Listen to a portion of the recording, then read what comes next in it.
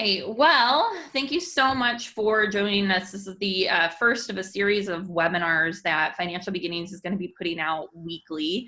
With the COVID-19 is affecting so many organizations, including our being able to deliver our mission. Spring historically is our busiest time of year. Last year, this time, Financial Beginnings, affiliates and volunteers were in over 500 classrooms delivering these messages. And with schools closed this year, we're trying to find other opportunities to be able to spread these valuable life messages about money.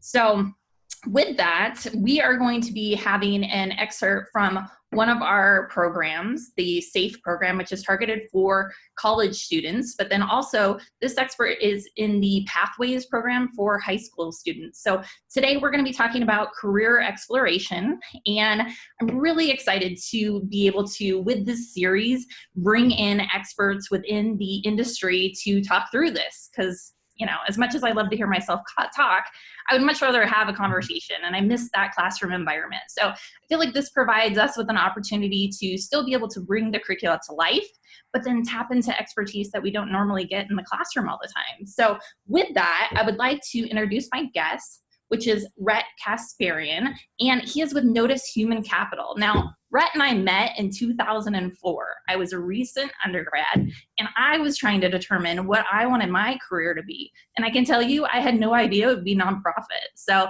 with that, Rhett, can you introduce yourself? Yeah, thanks. Hi, everyone.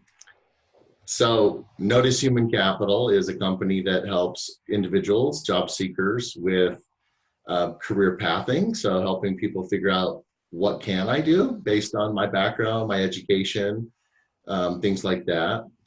We help with the search itself. So once you know what you want to do, how do I actually get that job, get in front of the right opportunities and so forth. And once I get in front of that and interview, like, how do I interview to land the job, right? So taking it from concept to fulfillment of that, to bringing it to fruition. So we can help people in all those areas. And right now, we're acting more in an outplacement. So where companies have to displace employees or reduce their headcount, as part of the severance package, they'll send those people to us as part of that to help them try and find their next job as quickly as possible. And so that's a nice benefit that a lot of companies will offer these employees that they're unfortunately having to let go.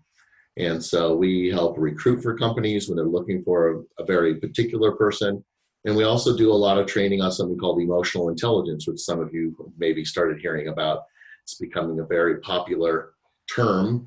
And there's a lot of data that backs up that having a high emotional intelligence is actually one of the greatest tells in terms of your success. So there's a saying they have, which is, people are hired for high IQ, but they're fired for low EQ. EQ is what they call emotional intelligence. So fired for low EQ. So you get a job because you might be really smart, but you don't keep it very long if you have a low EQ. And so we help individuals learn how to, let's just say, improve their people skills or their social skills and things like that. So this is great to be on talking to all of you about these important things as you think about what you want to do with your life and your career, and I'm happy to be a part of this. Thanks for the invite. Awesome. Well, thanks so much. So, I like to think about in the sense of, kind of having that reflective view and thinking about, what did we want to be? What was that path we took in what we wanted to be when we were in elementary school versus middle school versus high school? I don't remember elementary school. I do remember in middle school that I wanted to be a graphic designer, which is really funny because then I found out you actually have to be good at art, which I didn't know at all. I'm a business mind. And then in high school, I was interested in journalism, which, I did a job shadowing and glad to find out that also wasn't right for me based on the path. But how about you, Red? Do you remember what you wanted to be when you were a kid? I do. I thought I wanted to be a psychiatrist. So I thought the idea of sitting and talking to people and helping them sort out their problems and give them advice. I love telling people what to do. My mom used to say, you'd be great at that. You love telling people what to do. So I thought that would be a really cool thing to pursue. I knew I wanted to something that was people intensive, talking to people. That seemed to be the most practical way to do it. There was no such thing as a coach, that kind of thing was not even a real thing back then. So that seemed to be the closest thing to what I could maybe do as a career. But what's funny is it's not really that far of a stretch, right? It's, when you're in elementary, I think you have kind of that smaller scope on what a career is, and you're exposed to maybe what your parents do or your teachers. But when you're talking about this in the sense of wanting to help people with their problems, well, I need to find a job. That's a problem. And work through that. It really wasn't much of a stretch on where you ended up being then. No, it's totally lucked out. I got a phone call one day from a friend, a person I knew, and it was early in the morning, and I was on my way to a job where we basically would give loans to people who couldn't get good loans from a bank. So these were like 29% interest loans. So Melody, you can appreciate that. So these were hard money loans, and I hated the job. And he's like, hey, there's this position open for a coach at this career management company, and the job is yours if you want it. And I'm like, what are you talking about? Like, no one gets paid to do what you're talking about. He goes, I'm like, they've never even met me. He goes, I've already convinced the president of the company that you're the one for the job. And I go, is this multi-level marketing? I was pretty sure. I'm like, what's the catch? Like, why are you calling me again? I couldn't believe it. And so for me to be able to actually get paid, I couldn't believe, like, they're going to pay me to sit and talk to people about what they want to do with their job search. And it was a real thing, and it really happened. And I couldn't believe that there was actually a job where that was the case. So you're right, that I was able to actually not have to go to school and become a psychiatrist was a great relief. That a bachelor's degree in organizational communication apparently was sufficient for me to be able to do it. So I feel very fortunate to have been able to be given a break by him. And just one quick point, who right? Think of LinkedIn and that, but the relationships that you make and keep right now are huge. Yep. Just understand that, right? Checking in on a friend, reaching out to people and staying on their radar.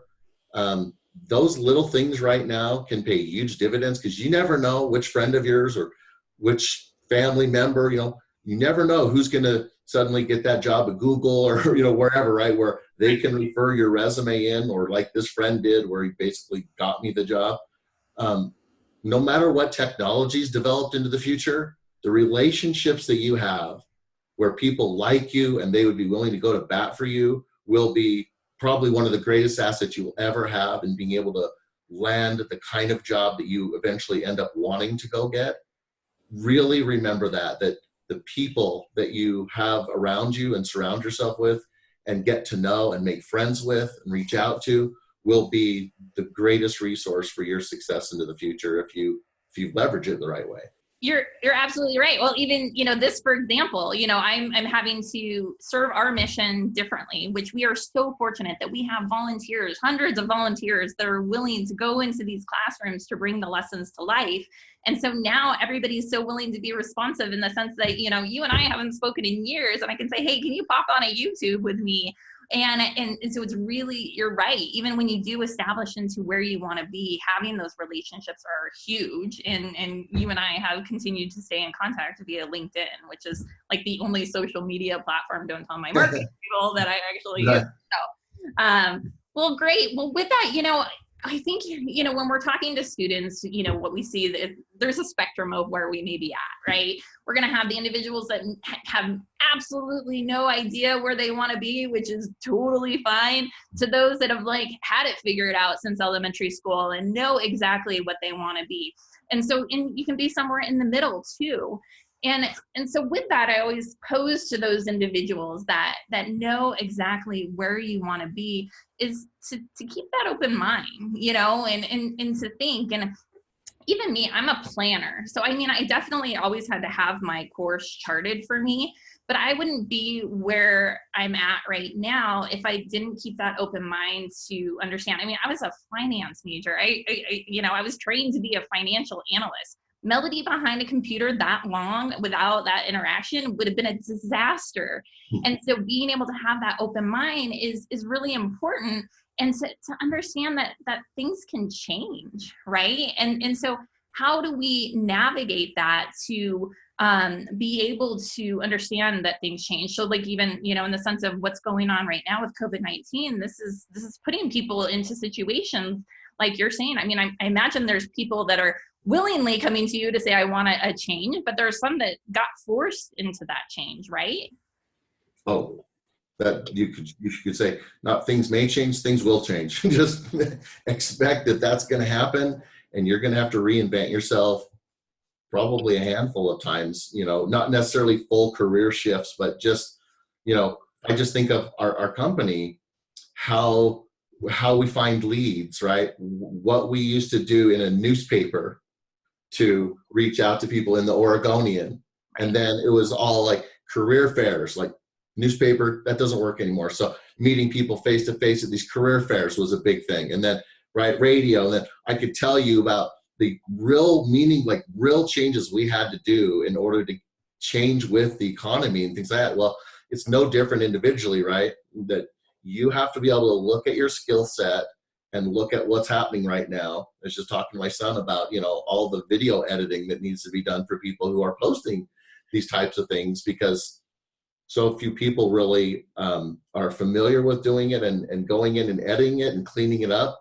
A lot of them don't want to necessarily do that. So there's a market for that. And so if someone really loves video editing and they're used to posting their own YouTube videos or different things like that, they might want to try to commoditize that, right? So you can look at the different things that your valuable skill sets are in, and look for places that you can fill a need for people and offer value. And so keeping an open mind and looking at the possibilities that exist are going to be critical as you navigate through. And I think one of the greatest things about this generation is their ability to be nimble and ability to, you know, shift to things that traditional person like myself, that might be much more difficult to convince me to, you know, suddenly shift over here to doing this. But I've talked to a lot of younger people who are okay with that kind of, you know, shift and change and working in hours that aren't as predictable as what we used to grow up with. And so I think that's one of the best things about that kind of generation is openness to these types of changes and different avenues that they can take their education and skill set and parlay those into. Yeah. And I imagine, I don't know, do you find that more people come to you with, I have no idea what I want to do? Certainly younger people, that's the case. And I just want to first say, you know, there's your parents and a lot of people will harp on you about, you know, you need to figure out what you want to do. And wait, I'm one of those right now. My daughter's a senior in high school. yeah, exactly. And you know, look, she'd probably have a sense of some of that, but there's a lot of 40 and 50-year-olds right now. They still don't know what they want to do. You know, you don't have to have it all figured out right now. And I know that it seems like, you know, so many people online, you know, who have learned how to commoditize a YouTube channel or, you know, different things. It seems like everybody's got some side hustle or something that they're being successful in. And you might feel like the only person in the world who doesn't have it all figured out. You know, you're not alone, and it's okay. And we'll talk here in a minute about what do you do about that? Like, how can I figure that out? And what are the tools and ways that I could kind of get a sense for the direction I want to at least start going in? And so, first of all, it is okay if you don't have any clue what you want to do. Yeah. That's important. And I feel like, you know, for me, I feel like I sold myself short a little bit in that, because like I said, I was always very North Star directional and thinking that I know where I'm going to end up. And so, you know, when it came to me in my undergrad, I found I was good at business and I, you know, good at finance. And so that's where I was going. But man, I wish I had, so then all of my electives were in business and finance. And I, you know, I wish I had like taken a geography course. So I know all these places my husband had traveled to, or, you know, in art class, you know, just it opened my mind more and to become a little bit more well-rounded, because I've got, I have the rest of my life to focus on the business and finance aspect of it. I wish I had kind of explored some of those other areas. Well, and now's the time to do it, right? Before the cement dries of your decision making, Right. while it's still kind of loose and you can shape it. We'll talk about different things you can do to explore that, because here's what I'd say is there's certain things in your mind, like I did, like, okay, if you're good with people, you could be a psychiatrist, right? So there's the knowns, but there's so many more unknowns that you don't even know. Right. Until you do, right? Until you're like, oh, that's a real job. Someone gets paid to do that. Like I kind of thought. So there's a way to be able to go, look, it's not just that. I mean, you're good at that, but do you know that is also used here and here and here? And you're like, oh, I didn't know that. And so knowing what you're really good at is really one of the first steps. But then what are the jobs that could utilize that skill is where you can go, and we can show you how to find opportunities that you don't even know what the job title is yet. Right. But there's a way to find the job that has the skills in it that you want to use, and then see what the title is. So it's kind of do it in reverse, and it's a really great tool that we'll show in a second to do that. But I think that one of the best things that I can say, if you're going to write something down, is activity creates clarity. The more you go talk to people, just get out and talk to people who are in that field, or just talking to people, right? The conversations will confirm certain things, will reject other things. I'm less likely to do that now that I talked to someone who did that. Just getting out, even when you don't know, you'll see that Polaroid picture, developing with every conversation. And at some point you'll say, okay, I'm pretty solid now on what I want to do. But it was the activity of conversation and the insight and the advice that a lot of different people gave you that will harden that decision. And it'll be a good one if you've gone out and had that activity. Well, and that's the thing. I mean, I always tell students, networking is the number one thing. And I know we already spoke about LinkedIn, but that LinkedIn, that is the Rolodex, which, I don't know that anybody knows what that is anymore, but being able to then have that group of individuals and keep track of them, like you said, is, helps you if you are looking for another career. It helps you if you're just looking to, connect with somebody in the industry to help what you're doing right then. And getting out there and talking to people. Because like you said, I mean, so, like I said, in high school, I was interested in journalism. I actually did a job shadow for a day, and I was like, oh no, that's not right for me. Like maybe it sounded great in theory. It's it just, no, that's not right for me. Or utilizing internships and volunteering, because many times when we're getting started, we need those items to be able to, one, build the skill set, but build the resume to then, we're growing that network, but then we're also building the skill set and building out our resume to help us when we're looking to land that job. I know you were a big proponent of career assessments like Myers-Briggs. I mean, how do you see that really helping in value to discovering what I want as a career? Yeah, let me talk about it. It's funny. I just thought of someone though when you just said what you just did, and about the perfect example of someone that the greatest example of, you've got to be kidding me. When I had this client come in, so one of the very first clients I ever had, she was a doctor and had only been a doctor for a year. I mean, full on, 12, 13 years doctor. And hundreds of $1,000s of student loan debt, right? All of it, right? And I go, so do you need help finding? No, I don't need help finding another doctor job. I need to figure out what else I can do. And I was like, but you're a doctor. Like, what do you mean? She goes, okay, here's the deal. I was hiking up at Mountain Park, and this is when pagers were, okay, so this is a long time ago. She goes, but my pager kept going off.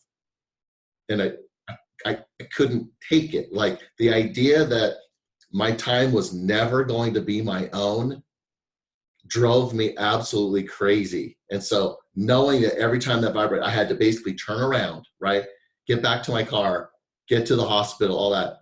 I'm like, you didn't anticipate that might happen? She's Right. like, no, right? I went in, I interned, I shadowed, I did all that, right? But like that one part, my own life, right? My own autonomy, it never struck me until I'm on that trail. And all of a sudden that vibration was like, everything came into reality. So much that literally she came and said, so what are the options? It was like, okay, I ended up helping her get into pharmaceuticals. So in a very niche area that was perfect with her area of specialty as a doctor. So she was able to still make a lot of really like good money in that area of specialty, but totally her own. And the opposite, like, so if you think of sales and that, hey, if the numbers look good at the end of the month, they don't even care what you do from 8 to 5, you know? So like she could actually go hiking all the time because, so again, her core value is that. Well, now that was totally being met where it wouldn't have been met at all as a doctor. So that was actually one of the things we had her go through was like, okay, what is important to you? So clearly having your own time is important. Right. Well, what are the types of jobs where you really have flexibility in your own schedule? Well, sales. So that was the kind of thing that we that's an example of something you could look at and go, wow, if a doctor could figure out a different area, then I can see that for me, there is all kinds of possibilities. All right.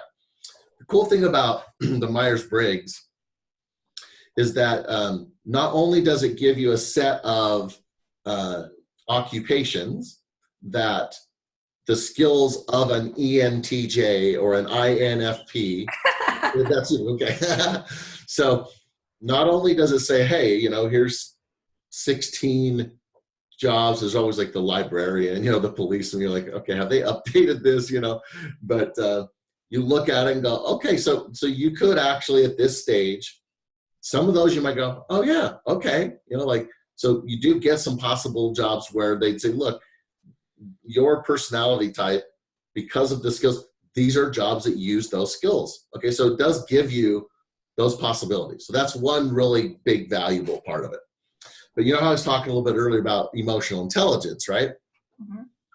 The thing that's interesting about it too is it tells you, okay, you're an ENFP, but here's the thing.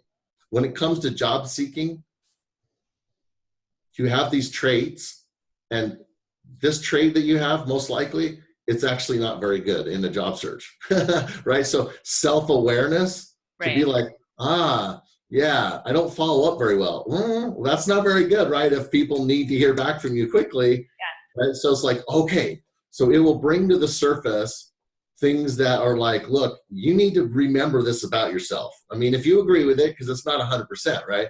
But if you look and go, yeah, I've been told that a lot, you know, okay, then like, that's real then, right? That's one of your bugs in your operating system, right? So you're going to have to figure out a patch that you can write to address that so that it doesn't hurt you in your search. So it's one thing to know some different occupations and careers, but the other thing is it gives you valuable information about the downside of your, you know, profile so that you can kind of build up guards against those negatives and hopefully accentuate the positives in the search as you go out.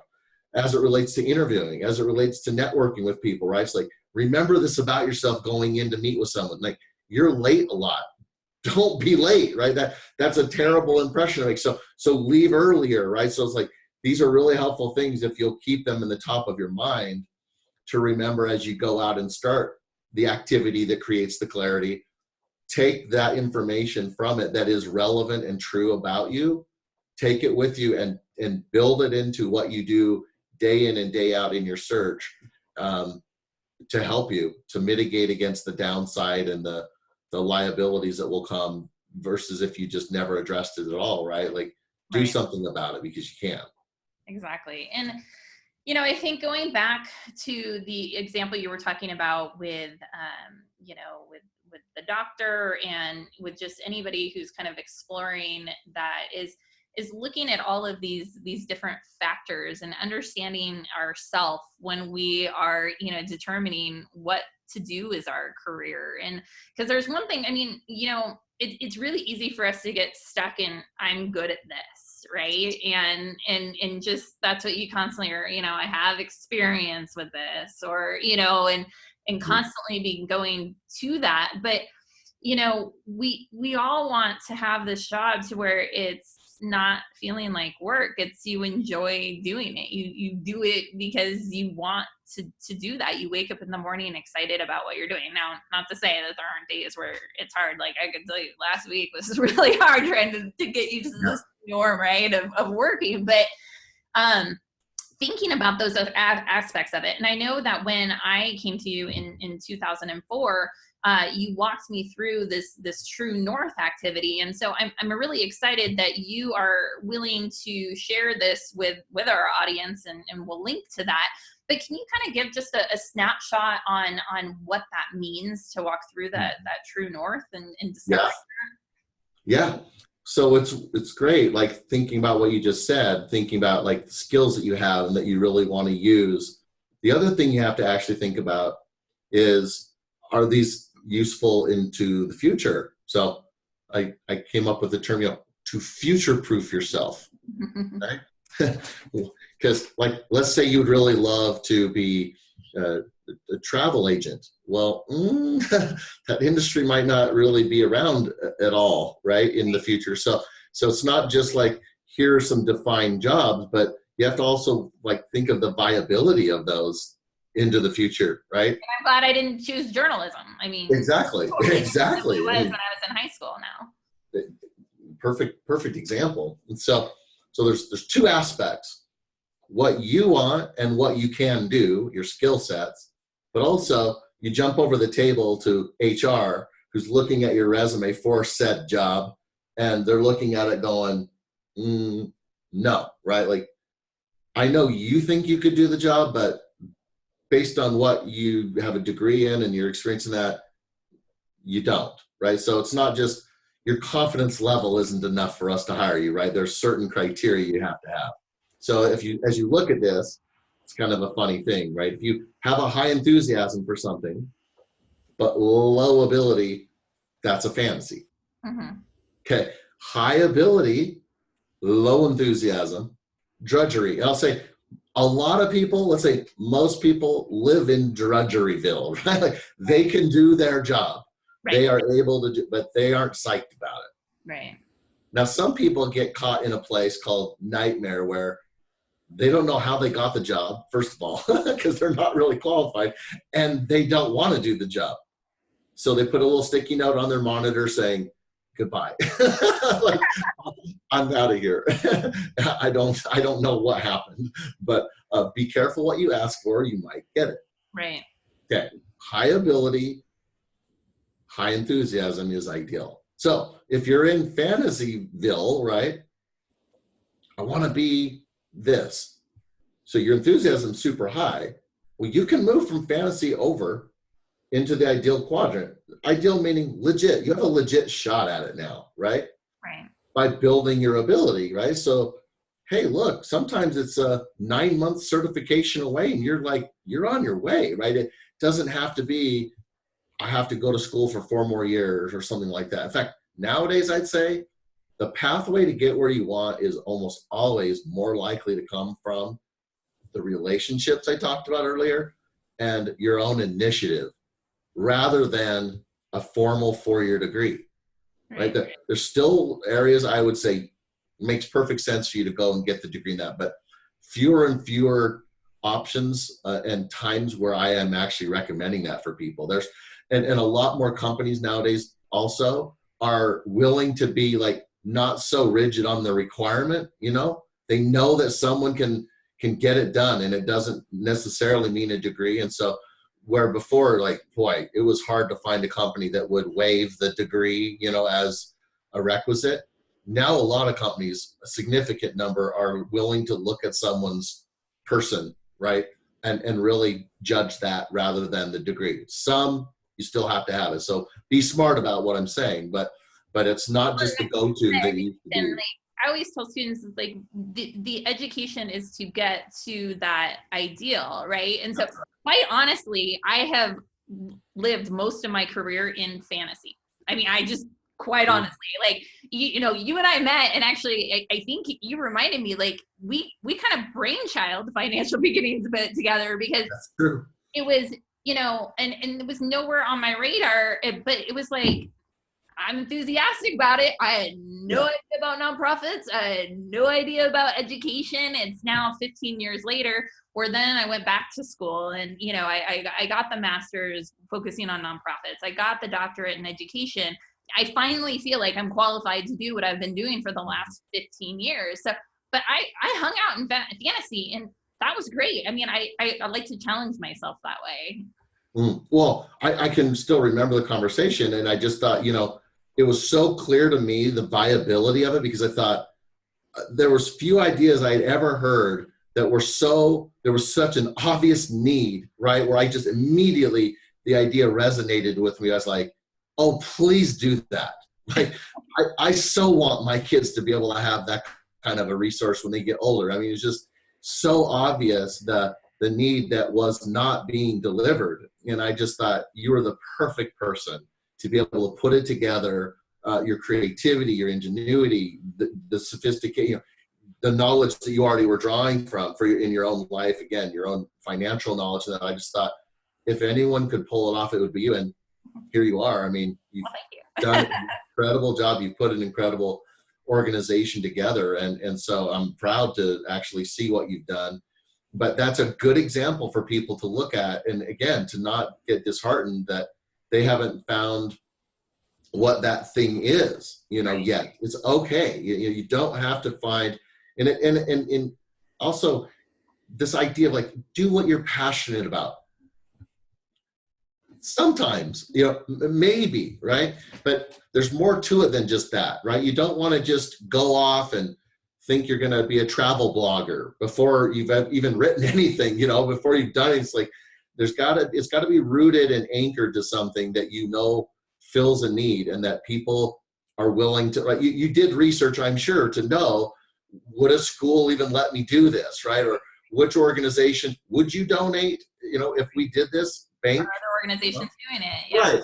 So like there's some legwork that has to happen in order to kind of determine viability of it. So it can be rooted in passion, and it should, right? Because I'm telling you, look, when I'm talking to someone, and you're talking about an interview question, right? Almost every interview question, even if they don't specifically ask it, it's implied, which is, why should we hire you? Mm-hmm. You know, why you? Okay. And so the thing that I always will tell every client is, look, this is your chance to explain specifically. So here's another one, right? Specificity is authenticity. Mm-hmm. Okay. So I need you to get real specific about how your core values match up with what they do, even if you have to kind of make it up a little bit, right? But my point is, if they go, okay, it's down to you and this other person, and you have equal skill set, equal education, but you tied it to something personal, right? Oh, I've always believed in helping animals, right? It's a cause. This person, I just need a job, right? As a controller. So they both have that. But this person, you go, this person's going to accentuate our culture, right? They're going to come to work with a spring in their step, right? They believe in the cause. They're willing to work later if we need them to. They'll be happy to do it because of that personal sense that you connected to that in the interview, to them to say, not only can I do the position, but I want to do it. It's like, I love doing the duties of this job, right? We all have a skill. We all have skills. But then there are skills you'd go, okay, I can do this, but if I had to do that all day, I wouldn't want that. But these are skills I really like using. Okay, make sure that the job you go after has, let's say, 80% of the skills and the duties of it are the things you really like doing, right? So from a practical standpoint, that's what you're looking for. Every job has some percent of it where you're like, this is the part that I don't like. But as soon as I get done with that, I get to go back to doing this again, right? So that's the thing you're looking for. It's a reality-based passion play. That's actually a good line. Like reality-based passion play. Follow your passion, but it's got to be based in reality. Right. And, and I think it's going back again to the example of the doctor, and understanding the balancing, like the career is one portion of me as an individual. And And so when I'm thinking about careers, and I think this happens to a lot of people, I'm sure, like the doctor is like, well, I was good at it, I wanted to do it, like, but I didn't see it how it was a puzzle piece of, Yeah. what how does this fit in with a family life? And, how does this work with the activities that I want? Can I go out of cell phone range, to go hiking, and or do I really need to be tied to having that connection? Is it going to provide me with the salary that I want to maintain the lifestyle that I want to support the family or the activities that I want to do? And I think sometimes we don't spend enough time talking about that, right? Totally right. The practicality of it, and I'm sure she was passionate about helping people. So it was all one directional. It was almost like there was no selfishness involved in what she was determining when she decided it. Right? It was all, I want to help people, but it's like she didn't stop to think about, well, but that will mean this for you though. Are you okay with that? Mm-hmm. The money sounds great, but what if you never have time to even spend it or enjoy it? So you have to really look at both sides and understand. And that's why, again, I'll just tell you, Myers-Briggs is great. And there's an online resource that we'll put a link to, right, where there's a video you can go watch where we'll show you how to plug in your favorite skills to find jobs that have those in them, so you can start to brainstorm those. But then the key is to be able to go into LinkedIn and like start meeting with people and have conversations with them who actually do it. That will help confirm whether you're going in the right direction or not. The more you talk to people who do it, you'll either be more confirmed in the decision, like this is definitely more excited about wanting to do that today than I ever was, or more and more doubts now, like I don't know, it's not as sexy as it kind of seemed, because this character on TV did that. Right. That's what your mindset was set by, which is why you started to want to do it. But in reality, what that looks like, you're like, okay, yeah, they made it look a lot better in the movie, than it is in real life. So that's absolutely right. Well, I think that's a good point too, is like when you're having informational interviews and you're talking to other individuals about their career, asking about how that relates to their personal life. It's like, oh, well, how's your work-life balance, right? Exactly. Do you get called on the weekends? What kind of hours do you work? Is there flexibility with that? Like, I love that I am able to go to volunteer at a field trip for my daughter's school and have that flexibility during the day. Or, even now I'm teaching, my daughter during the day. And so a lot of people don't have that with their career. And so thinking about how to incorporate those questions too into those informational interviews. Yeah, Stephen Covey famously said, start with the end in mind and work backwards. Mm-hmm. Right? So think about the lifestyle that you want.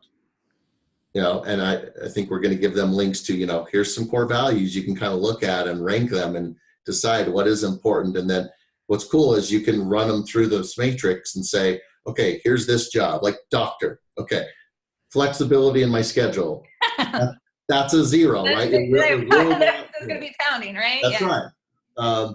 Income, that's a 2. For sure, you'll get income. Well, then you can add up the numbers and go, oh, wow, well, there's 3 jobs over here that are higher on the rank, right, in the number than what doctors. In fact, doctors is 62, but this other one here is like an 83. I'm going to be way happier in the 83 than I would the 62. So it's a way to put numbers to show the math, as they say, rather than making emotional decisions. You're making a logical, rational decision based on an analytical matrix that will give you a tool on, so that whatever jobs you start looking at, you'll always have this to kind of vet it, right? To proof out the equation to say, should I start to pursue this or not? You can figure it out on paper. You might never even go out and talk to anyone, because right now on paper, just based on what you can find out about it, it's just not going to rank high enough right away. You can find that out. And some you'll definitely need to go to the next stage of talking to people. Yeah, and I recommend, doing that research on the salaries to, one, is it going to meet my expectations? And it's amazing. There's a lot of careers that have a very high education expectations and actually very low salaries, and so understanding, is that salary going to provide me with the lifestyle that I want? But then we always recommend to students that, you know, when you're entering into the career, you should be striving to have student loan debt that is less than what your starting salary is. And so if you have ambitions of, you know, helping people and being a social worker, and the average starting salary is $35,000 a year, then you want to make sure that your student loans are going to be less than that, because you don't want to be riddled with hundreds of thousands of dollars of debt in a lower salary. And it also is good to see what that range is. And so even if it's the entry level is here, which is, you know, where we're probably going to be starting, is in that kind of lower 10 to 25th percentile. But what is that potential? Like, where does it cap out? Where can that look for those salaries? Yeah, that's great advice. Well, thank you so much for the time today. I really appreciate it, Rhett. And you know, it's, as you said, it's all about people, like, you know, and so I feel really fortunate that we've been able to stay in contact for the last 16 years, and that I shoot you an email on a Sunday afternoon and you say, yes, of course, I'll join you for this. It's what makes me feel so fortunate about what I do, and that I have connections like you, that we have these amazing volunteers that are willing to dedicate their time to go into the classrooms to bring this to life.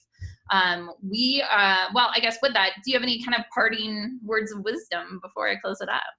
Well, again, you don't need to know exactly what you want to do right now. Don't feel that kind of pressure, but your work ethic, your word, right? Doing what you say you're going to do, finding a job and just doing really well at that job.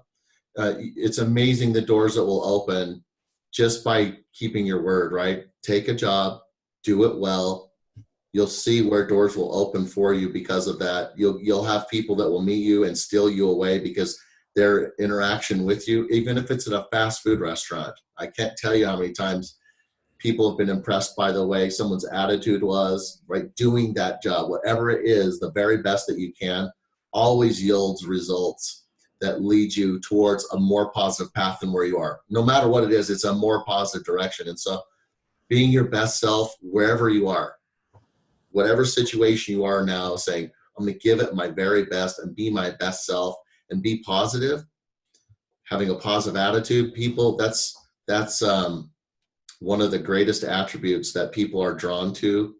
And who doesn't want that type of employee, right? And so keeping that in mind and being the type of person that you would want to hire if it was your company, being that type of person, it will pay huge dividends for you down the road. Awesome. Well, thank you so much. So again, this is just a segment from our SAFE curricula. We also go over this career exploration in pathways for high school students. Next week, we are going to be talking about the other portion here, taxes. You know, there's two things that were for sure in life, right? Death and taxes. So I'm really excited to have Jared Davidoff, who is with Intuit, which Intuit owns TurboTax, Mint, and QuickBooks, and to be talking about some of the main concepts with taxes. And next week should be tax filing week, but we get an extension, right? So we'll talk about some of that too. So please do watch for that as we release that next week. Please subscribe to our YouTube channel. This is a great opportunity to be able to keep in touch with what we are doing. Rhett Kasparian, thank you so much for joining me today, and we'll see you next time. Yeah, thanks, Melody. Thanks, everyone.